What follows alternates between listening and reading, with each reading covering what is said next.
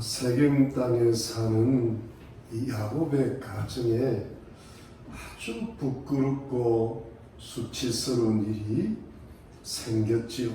그것은 야곱의 딸 디나가 이 세겜 성의 여인들에게 놀러갔다가 그만 그 땅의 주장 세겜에게 성폭행을 당하고 말았는데요.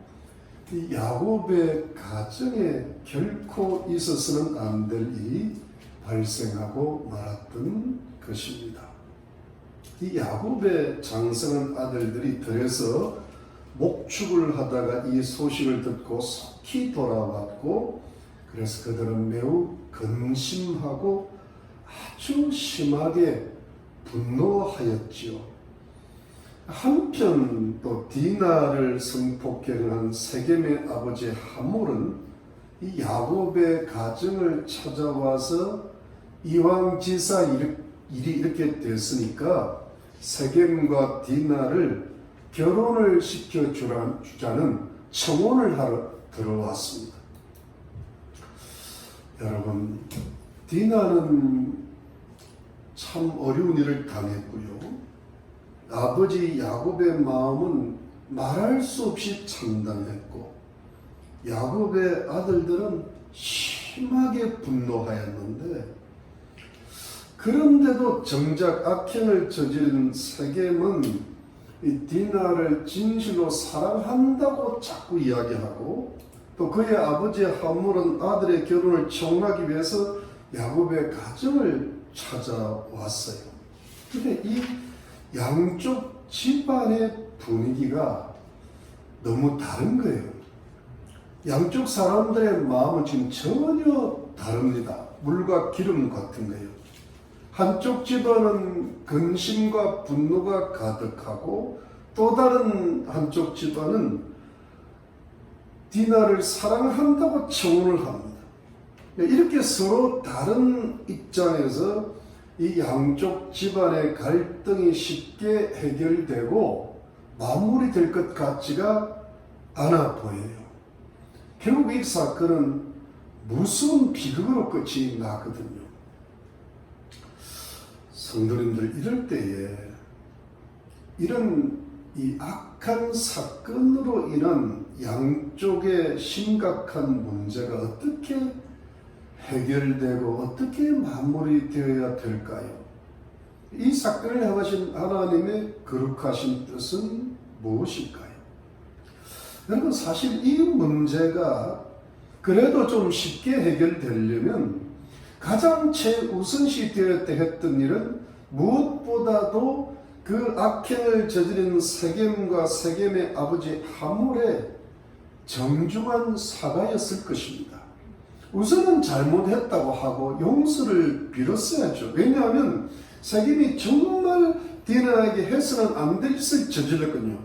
그리고 나서 야곱과 그 아들들의 처분을 바랬어야 됐죠. 우선은 용서를 받고 처분대로 무엇을 하라고 하면 그렇게 하겠다고 하면서 재물을 달라면 재물을 주고 어떤 보상이든 해보겠다고 하면서, 그리고 대화가 어느 정도 풀리고 나면 이왕지사 이렇게 된 것 두 사람 이렇게 결혼시키면 어떻겠냐고, 이렇게 하면은 문제가 좀 해결될 수가 있었겠죠. 그랬더라면 야곱과 그 아들들의 근심과 분노가 조금은 가라앉았을 것입니다. 그러면 이 문제를 해결하기가 아주 어렵지는 않았을 거예요. 이 사건이 무서운 비극으로 끝나는 것을 막았을 것입니다. 그런데 여러분, 대개가 보통 이 세상을 살아가는 사람들은 그렇게 아주 선하지는 않습니다. 어느 정도 상식은 있지만 또 좀 좋은 것도 있고 나쁜 것도 있지만, 더한 것도 있고 못한 것도 있지만, 이렇게 아주 선한 모습은 보이기가 힘들어요. 이 세겜과 그 아버지 하몰의 말에는 우선 사과라고는 없어요. 자신들을 용서해달라는 말이 빠졌죠. 이것이 처음부터 없는 거예요. 왜냐하면 여러분, 이 세겜 땅의 원주민이고 정착민이고 심지어 세력가잖아요. 이 추장으로서의 이 세겜 집안의 자존심과 우월성이 강하거든요. 여기서 용서해 달라는 말은 나오기가 힘든 거예요. 그러면서 그냥 세겜이 디나를 사랑하니까 결혼시켜 달라고 하면서 맨 처음으로 내세우는 제안이 세겜과 디나의 결혼을 시작으로 해서 아예 이참에 우리 두 족속이 서로 딸들을 주고받고 해서 아예 통혼을 하고 또한 이 땅에서 계속 머물면서 물건도 사고 팔고 매매하면서 여기서 정착하고 땅을 차지하고 아예 함께 살자, 거의 한 민족이 되자라는 수준으로 제안을 합니다. 그리고 신부를 위한 결혼 지참금도 신부를 위한 선물도 달라는 대로 다 주겠다는 겁니다. 이것은 어찌 보면요, 사과를 빼놓고는, 용서를 구하는 겸손을 빼놓고는 굉장히 후한 제안이 될 수 있어요. 야곱의 가족이 아무리 재산이 많았어도 여전히 가나안 땅에 나그네거든요. 근데 가나안 땅에서 가나안 민족들처럼 땅 차지하고 정착하고 매매하고 당당하게 산다는 것은 마치 나그네 가족의 아주 오랜 꿈과 희망이 이루어지는 것 같이 보이고요. 심지어 이것을 조금 영적으로 잘못 해석하면, 야, 이런 식으로 해가지고 가나안 땅을 차지하라는 하나님의 말씀, 하나님의 언약이 이루어지는 것이 아닐까라는 영적인 착각에 빠질 수도 있는 대목이에요. 그 정도로 솔깃한 제안일 수 있거든요. 그런데 여러분, 만일 이 솔깃한 제안을 받은 가족이 야곱 가족이 아니고 그냥 보통으로 세상을 살아가는 가족들이었다면 어떻게 되었을까요? 일이 좀 쉬웠을 것 같아요. 이왕지사 일 이렇게 벌어졌는데, 그런데 참 다행히도 남자가 여자를 사랑한다고 하니까 그냥 이것을 계기로 해서 두 족속이 서로 잘 지내고 또 물질이나 땅이나 소유나 매매나 정책이나 모든 생활면에서 이익을 얻을 수만 있다면 어떠한 분명한 사고나 큰 용서 같은 것이 혹 없더라도 적절하게 해결하고 받아들이면서 문제가 어느 정도 해결될 수 있었을 거예요. 그런데 여러분, 문제가 뭐냐 하니까 다른 사람들은 몰라도, 다른 가족들은 몰라도, 다른 민족들은 몰라도 야곱의 가족, 이 이스라엘의 족속은 그것이 절대로 안 된다는 거예요. 왜 그럴까요? 그것이 영적인 문제이기 때문에.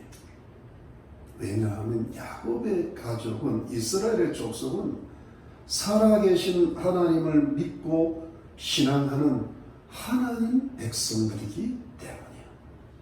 이것이 야곱 가족의 영적인 정체성이에요. 그러니까 이것은 야곱 가족의 목숨보다 더 귀한 어떤 영적인 신분이거든요. 그러니까 이들이 세상을 살아가는 모습은 세상 사람들, 세상 가족들, 세상 민족들하고 비슷비슷하지만 분명히 다르고 분명히 구별된 것이 있죠. 그것이 뭐냐 하니까 야곱의 가족은 이 세상을 나그네같이 살면서 오직 하나님을 믿고 신앙하는 하나님의 거룩한 백성들이라는 것이죠. 이것을 아주 좋게 이야기하면 영적인 정체성이고요. 좀 개인적으로 약간 부정적인 언어를 사용하는 영적인 자존심이에요. 그러니까 사랑하는 성도님들, 이 후하고 솔깃한 제안도 하나님의 백성들인 야곱과 야곱의 아들들의 귀에는 들어오지가 않는 겁니다. 서로 통혼하고 한 민족이 되자 같이 살면서 매매하면서 땅을 차지해라, 결혼 지참금 선물도 달라는 다 주겠다 해도 이런 좋은 제안들이 안 먹히는 거예요. 여러분, 하나님 백성들을 설득하려면, 하나님 백성들을 통과하려면 진심의 사고가 있고 용서가 있어야 되고 그들의 처분에 맡겨야 되죠. 물질이든 소유든 세상적인 것은 그 다음이라 되겠죠. 근데 이것이 그렇지를 못하니까 서로 안 맞는 거예요. 서로 간의 문제가 해결이 안 되니 점점 어려워지는 거예요.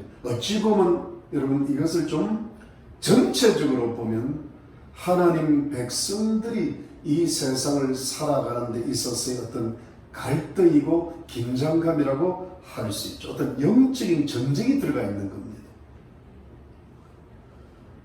그러면 사랑하는 성도님들, 이 하나님의 백성들인 야곱의 가족들의 입장에서는 이 고통스럽고 심각한 문제를 어떻게 풀어나가야 했어야 옳았을까요?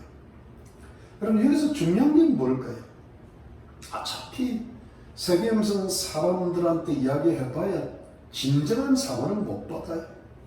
사람들이 대개가 다 그렇습니다. 왜냐하면 자기는 자기 입장이라는 게 있거든요. 그 입장을 넘어서 상대방 입장에서 있는 사람들은 찾아보기가 힘들죠. 특히 세상 권세를 가지고 텃세를 부리는 사람들은 더더욱 그렇죠. 그러면 야곱의 가족들은 하나님의 백성들로서 무엇을 어떻게 가장 먼저 했어야 되었을까요? 어떻게 이 문제를 풀어나가야 옳았을까요? 그것은 가장 먼저 자신들의 마음속의 분노를 조절하고 억제하는 일이었어요. 이것부터 했어야 돼요. 왜냐하면요, 지금 야곱과 야곱의 가족들, 그 아들들은 그 마음이 강한 분노에 휩싸여 있거든요. 어떻게 하면 저 짐승 같은 세겜이 자신의 딸과 여동생이 이렇게 더러운 짓을 할 수 있느냐고 하는 그 생각만 하고 있는 거예요. 이들의 마음은 얼마든지 이해할 수 있죠. 왜냐하면 하나님 백성들의 첫 번째 특징은 거룩이기 때문이거든요. 하나님 백성들이 하나님을 믿으면서 첫 번째 추구하는 게 뭐예요? 성결한 생활이거든요. 그것이 다른 민족들과 가나안 족속들과 이 세상에서 가장 구별되는 특징이거든요. 그러니까 하나님을 믿으면서 이 세상에서 거룩하고 성결한 생활을 추구하는 거죠.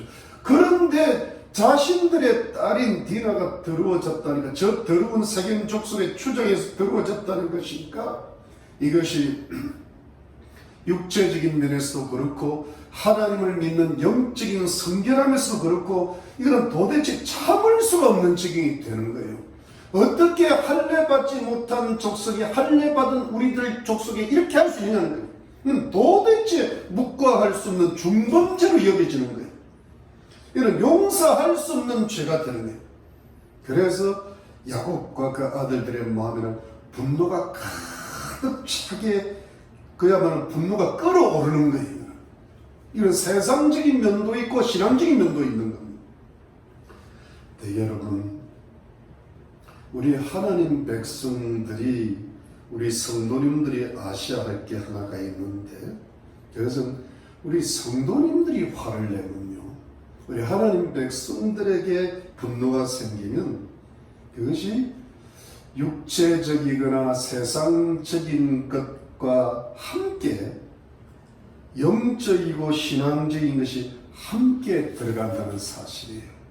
그러니까 하나님 백성들의 분노는요, 좀 세상적이고 눈에 보이는 현상적인 것에만 그치지 않고 하나님 백성들은 영적인 백성이기 때문에 더 깊고 더 강하고 더 근본적이고 사실은 잠재적으로 더 폭발적인 어떤 강한 응어리가 들어갈 수가 있다는 거예요.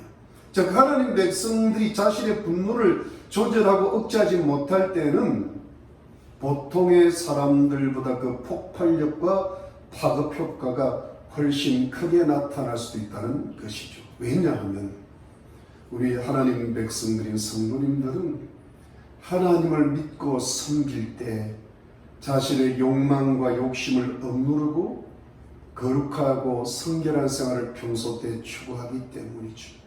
그러다가 다른 사람이 악한 생활을 하거나 또 자기와 자기의 가정에 어떤 해를 끼치면 그 분노가, 그 화가 보통의 사람들보다 더 강하게 형성되고 더 강하게 분출될 수도 있다는 것이죠.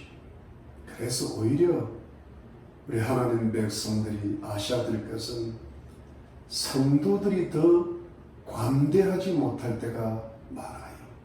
왜냐하면 거룩한 생활이, 하나님을 믿는 신앙이 관대함을 막기 때문이죠.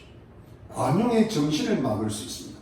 그래서 화와 분노가 오히려 더 조절이 안 될 수가 있죠. 바로 그 경우가 이 야곱의 아들들의 경우입니다. 야곱의 아들들의 머리 꼭대기에는 분노가 가득 차 있어요.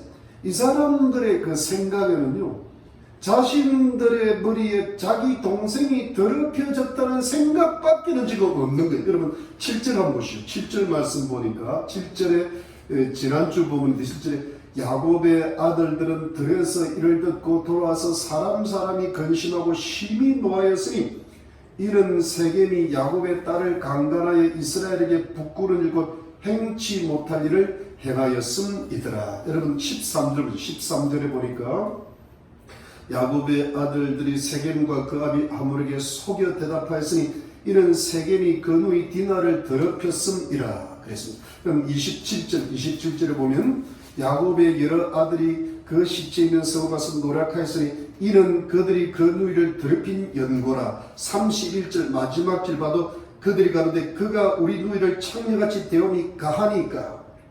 지금 이 본문의 전체적인 분위기는요, 야곱의 아들들의 이 머리에는 자기 동생이 더럽혀졌다는 생각밖에 안 하고 있는 겁니다. 요즘 말로 하면요, 이런 생각이 거기에 그냥 딱 이렇게 잡혀 있는 거예요. 생각이 꽂힌다는 말이 있잖아요. 그러니까 그 생각이 꽂히니까, 그 생각이 잡히니까 마음의 분노가 조절이 안 돼요. 분노가 억제가 안 돼요. 결국 어떻게 돼요? 이 야곱의 아들들이 이 분노 조절에 실패합니다. 그리고 그 분노가 불화살처럼 폭발을 합니다. 그래서 모든 것을 태워버립니다. 세겜성의 비극으로 끝이 납니다.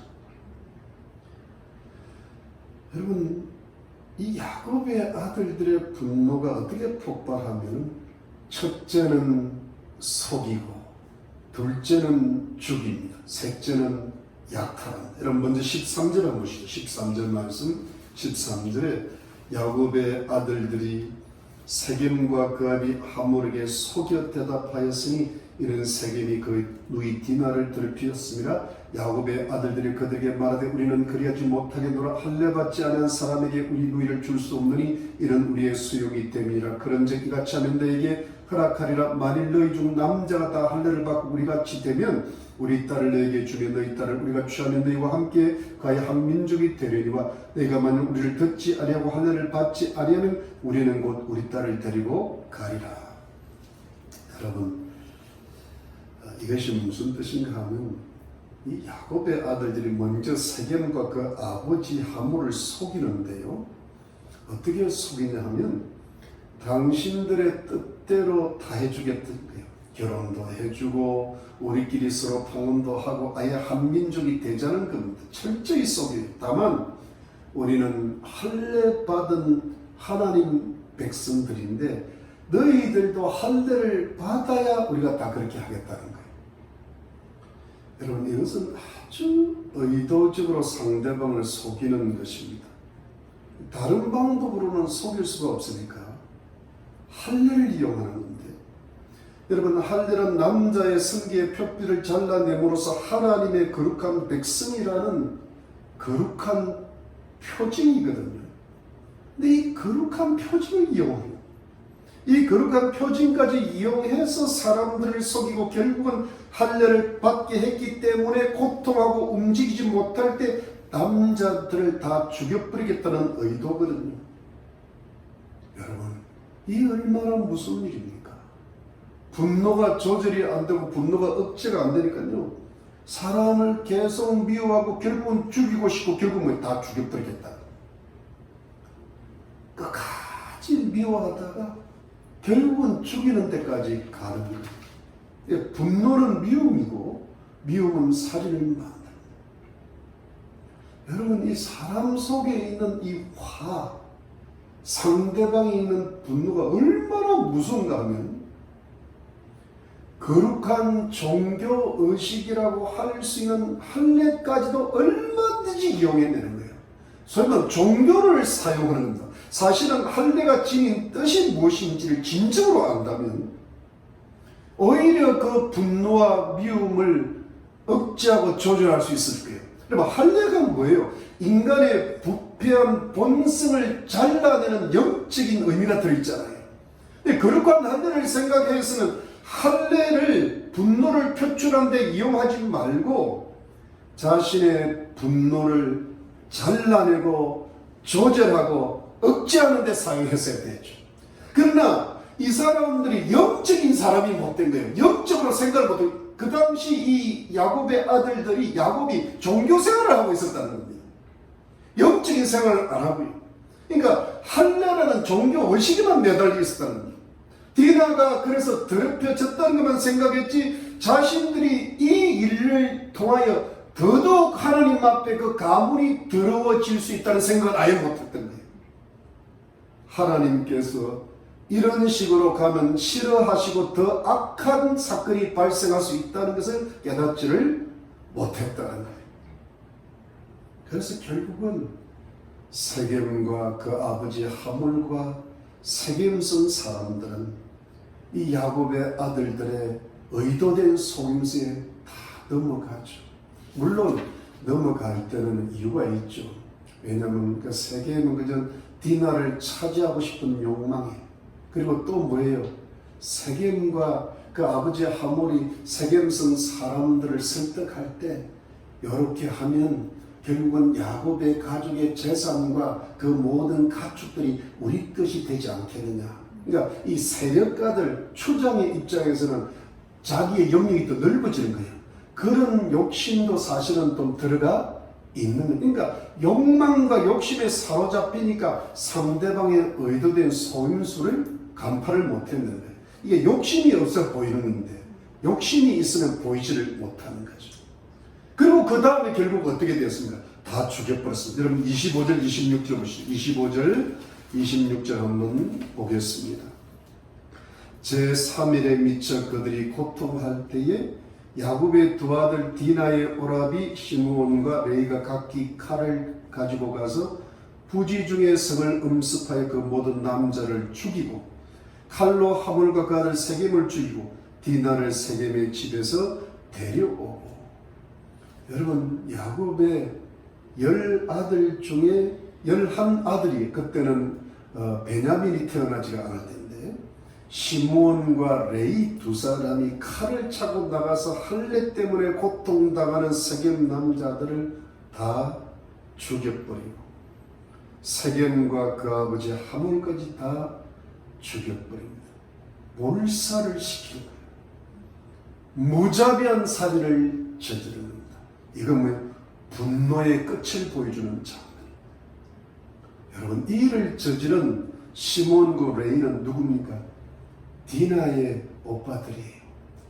이 어떤 오빠냐면 레아가 낳은 같은 어머니의 아들들이 시몬과 레이인데 물론 르우벤과 유다가 있었지만 르우벤과 유다는 인품이 시몬과 레이보다 훨씬 나았던 걸로 보입니다. 이 두 사람이 나가서 무자비한 살인을 합니다. 그런데 여러분 이 분노의 끝이 살인으로만 끝납니까? 나중에 이 시몬과 레이가 자신의 가문들이 자신의 지파들이 고통을 당하는 지경에 이르게 되어버려요. 창세기 49장 5절로 7절에 보니까 시몬과 레이는 형제요 그들의 칼은 잔해하는 기기로다. 내 호라 그들의 모의에 상관하지 말지어다. 내 영광아 그들의 집회에 참여하지 말지어다. 그들이 그 분노대로 사람을 죽이고 그 혈기대로 소와 발목 힘줄을 끊었음이로다. 그 노임이 혹독하니 저주를 받을 것이요 분기가 맹렬하니 저주를 받을 것이라. 내가 그들을 야곱 중에서 나누며 이스라엘 중에서 흩트리로다라고 하였습니다. 결국은 시몬 고레이가 잠시의 분노를 참지 못하다가 아버지 야곱의 유언 기도 속에서 저주와 저주를 받아서 나누어지고 흩어진다는 그런 벌을 받게 되죠.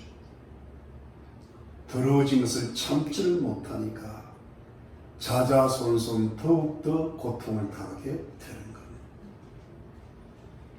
그리고 마지막에는 어떻게 되었습니까? 다 약탈했습니다. 27절 보면 27절 야곱의 여러 아들이 그 시체 있는 성으로 가서 노략하였으니 이는 그들이 그 누이를 더럽힌 연고라. 그들이 양과 소와 나귀와 그 성에 있는 것과 들에 있는 것과 그 모든 재물을 빼앗으며 그 자녀와 아내들을 사로잡고 집 속의 물건을 다 노략한지라. 여러분, 시몬 고레가 다 죽여놓으니까요, 이번엔 나머지 아들들이 시체로 가득한 성으로 들어가가지고 성 안에 있거나 들어있는 모든 가축들과 모든 재물들과 모든 소유들 다 노략하고 빼앗고 아이들과 여자들을 다 사로잡아 버렸죠. 여러분, 시체가 가득한 성으로 들어가서 재물을 빼앗았답니다. 아이들과 여자들을 사로잡아. 하나님 백성들이 어느 정도까지 타락합니까? 요즘 좋지 않은 말로 엽기 행각이에요. 대강도질이고 대도둑질입니다. 하나님의 백성들로서는 하지 못할 짓을 하는 거예요. 세계 음성을 완전히 초토화시켰습니다. 참으로 무서운 상황이 벌어진 거죠. 그리고 야곱의 가족은 마지막에 어떻게 되었습니까? 그야말로 야곱 가문은요, 멸망할 지경까지 이릅니다. 여러분 30절 31절 야곱이 시므온과 레에게 이르되 너희가 내게 화를 끼쳤나로 이 땅 사람 곧 가나안 족속과 브리스 족속들에게 냄새를 나게 내게 하였도다. 나는 수가 적은즉 그들이 모여 나를 치고 나를 죽이리니 그리하면 나와 내 집이 멸망하리라. 그들이 가로되 그가 우리 누이를 창녀같이 대하니 가하니까. 야곱은 몹시 걱정하고 있는 거예요. 주변의 가나안 족속과 브리스 족속이 이 소식을 듣고 동맹을 맺어 자신의 가족을 공격하면 야곱 자신도 죽일 것이고 아들들도 다 죽일 것이고 온 가문이 다 멸망하리라고 심한 걱정을 하고 있는 겁니다. 그야말로 야곱 가족 가문이 멸망의 지경까지 봉착한 거죠. 그야말로 야곱 가문이 정말 수치스럽고 부끄럽고 망하게 된 것이지요. 여러분, 여기서 우리가 알 수 있는 것은 야곱의 딸 디나의 사건은 참으로 수치스럽고 더러운 사건이지만 사실은 가문이 멸망할 정도의 사건은 아니거든요. 가문 전체를 보면 작은 사건이라고도 할 수 있죠. 딸 하나의 사건이니까 있어서는 안 되지만 그래도 그저 어느 한 부분적 사건인데요. 이 작은 사건 하나를 참지를 못하니까, 작은 사건에 대한 분노를 억제하고 조절을 못하니까 큰 사건이 되고 말아. 작은 저주가 큰 저주가 되고 말았죠. 사랑하는 성도님들, 오늘의 말씀의 교훈은 무엇입니까? 세상을 살다 보면 하나님 백성들에게도 어떤 악하고 추악한 사건이 발생할 수 있다는 것인데요.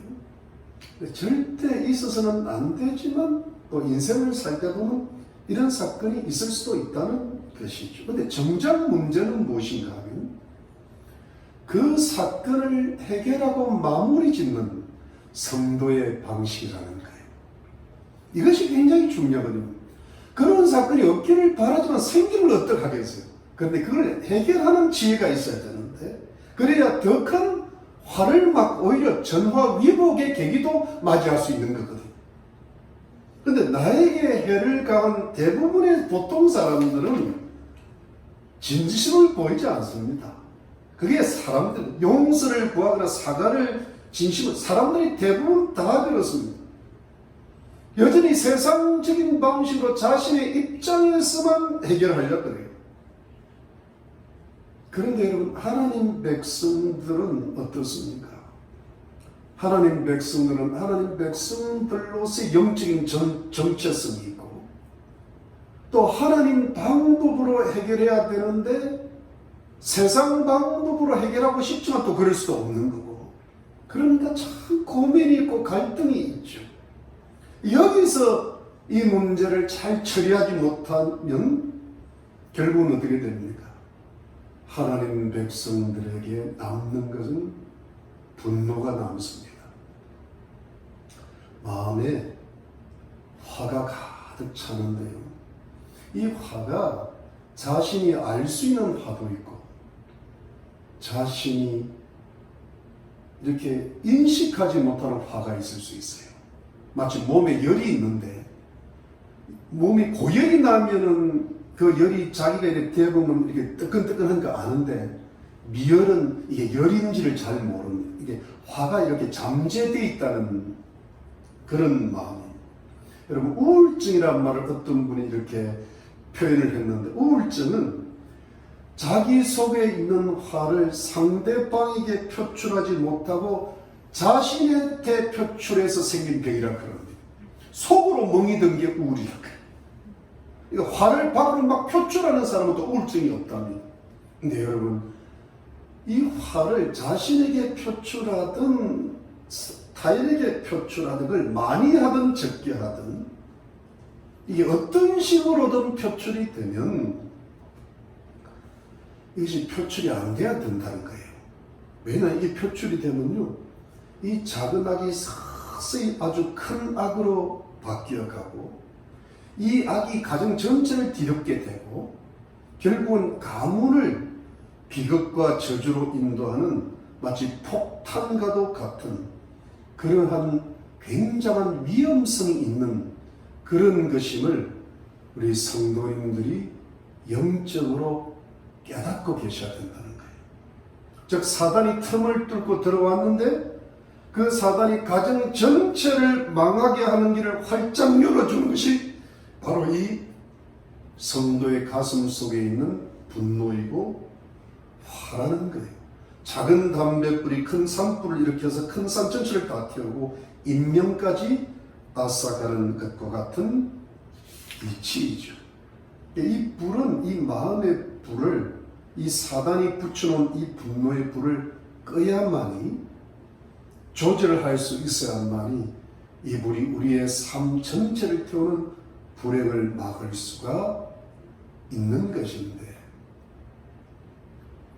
사랑하는 성도님들, 그 비결이 무엇일까요? 그것은 내가 하나님만을 바라보는 거예요.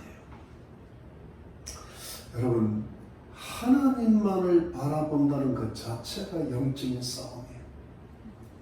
왜냐하면 이런 상황에서, 이런 악한 상황에서 어떻게 사람이 하나님을 바라볼 수 있겠어요?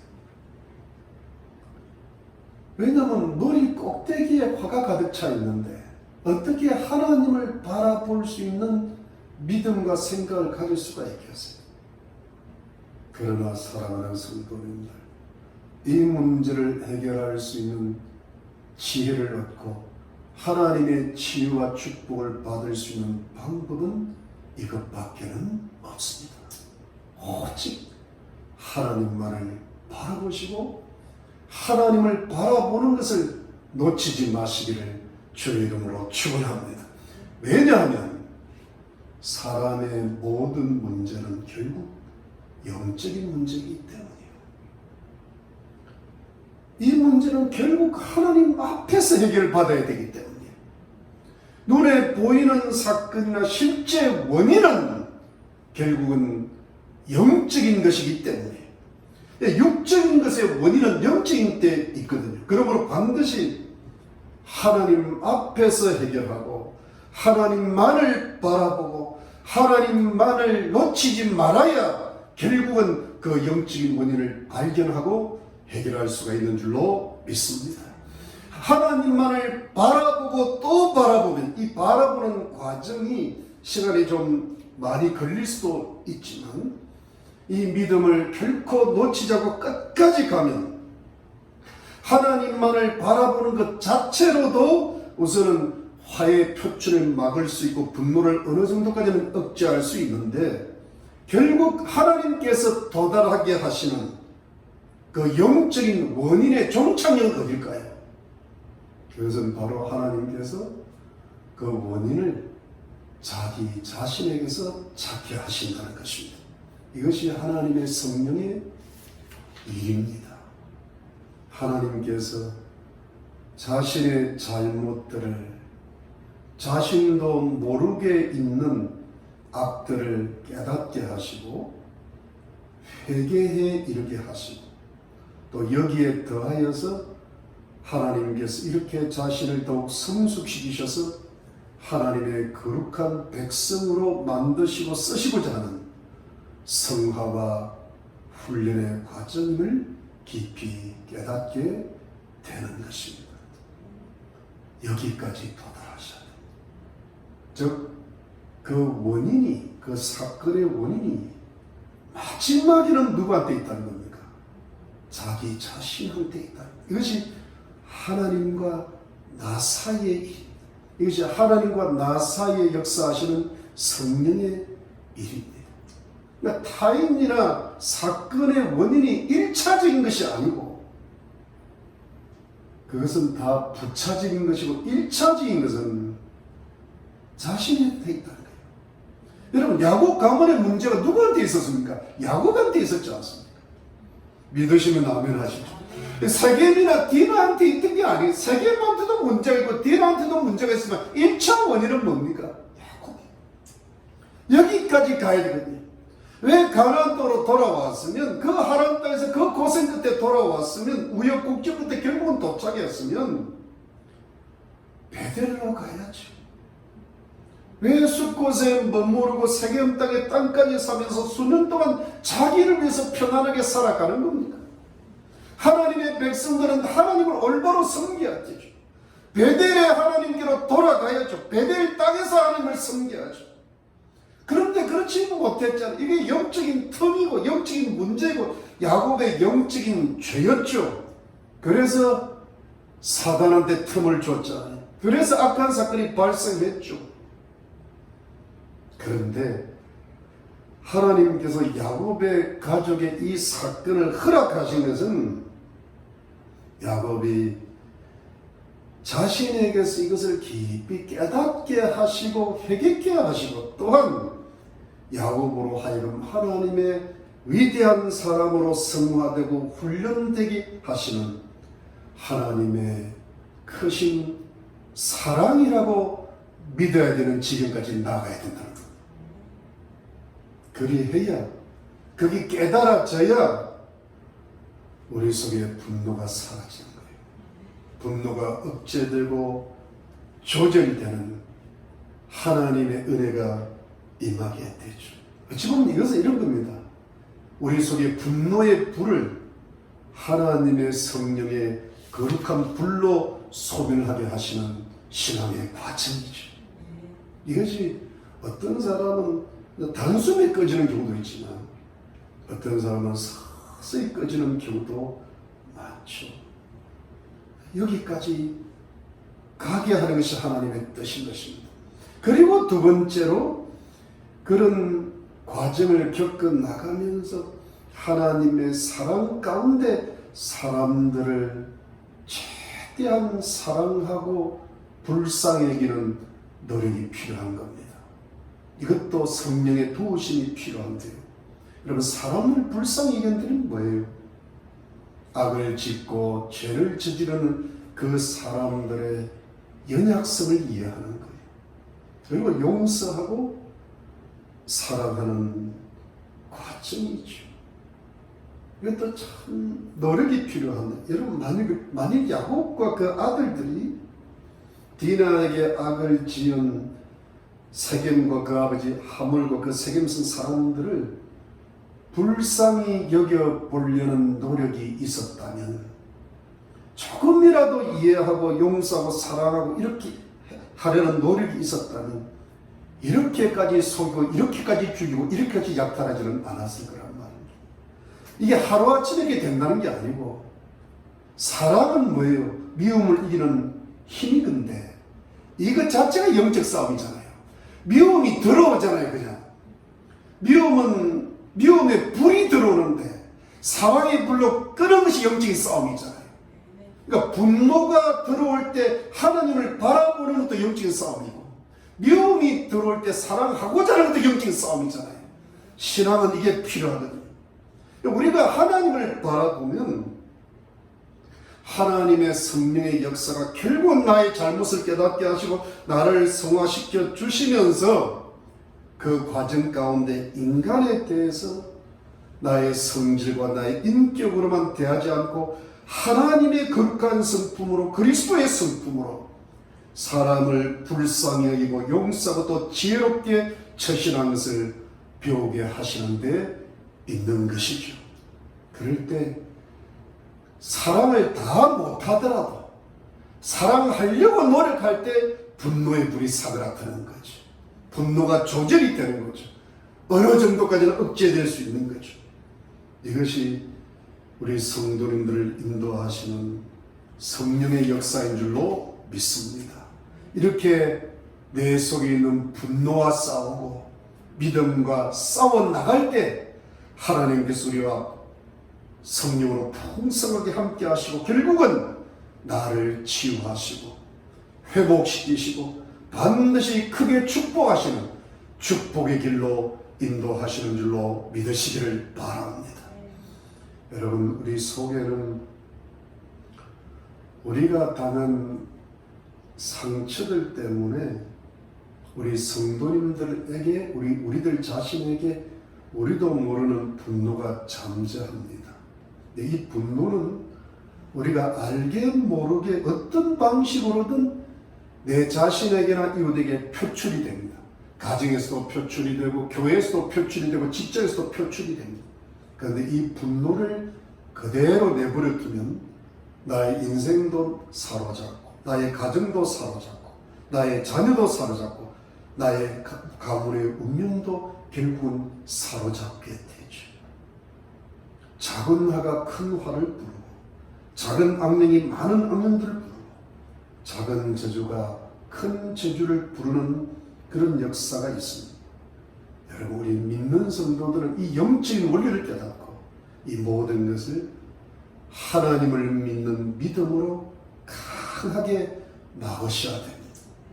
그러기 위해서는 화를 잘 조절하시고 억제하실 수 있습니다. 이 분노가 조절이 안 되면요, 결국은 죄가 됩니다.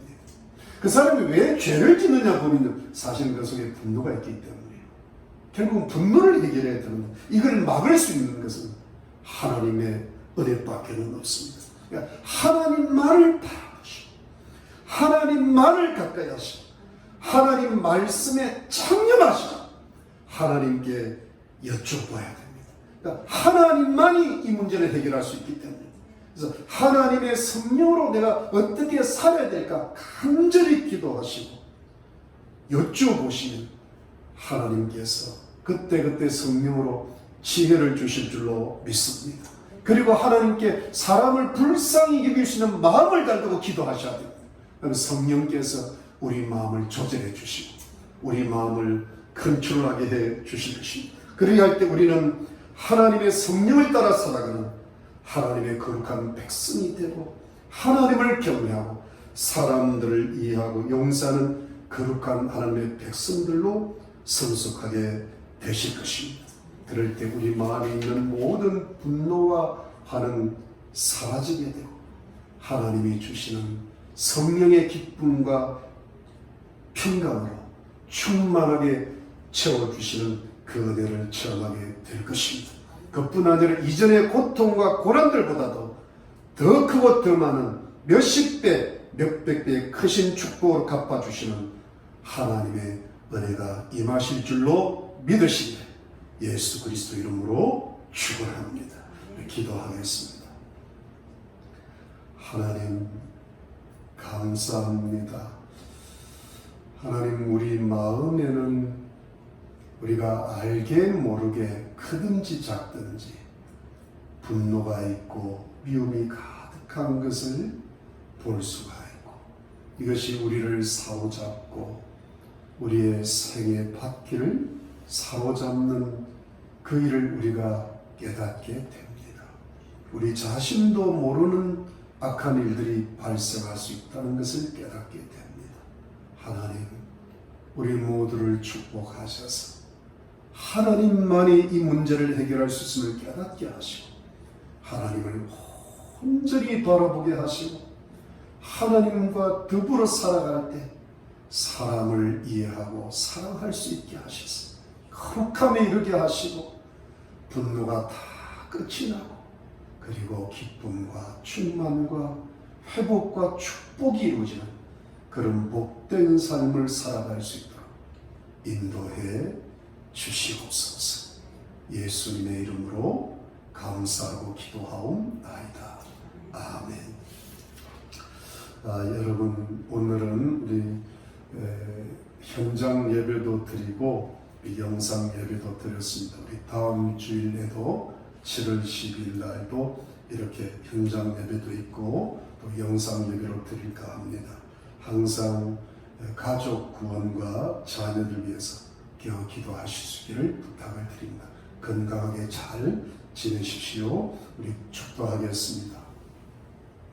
지금은 예수 그리스도의 놀라우신 은혜와 하나님 아버지의 지극하신 사랑과 성령의 위로와 교통과 충만하시니 오직 하나님의 은혜로 충만하여 우리 속에 있는 모든 분노와 미움을 다 소멸하고 기쁨과 성령으로 충만하며 하나님이 주시는 그 은혜의 축복의 길로 나아가기를 다짐하는 하나님의 거룩한 백성들과 가족들과 이웃들 머리머리 지금으로부터 영원토록 함께 계실지어다. 아멘.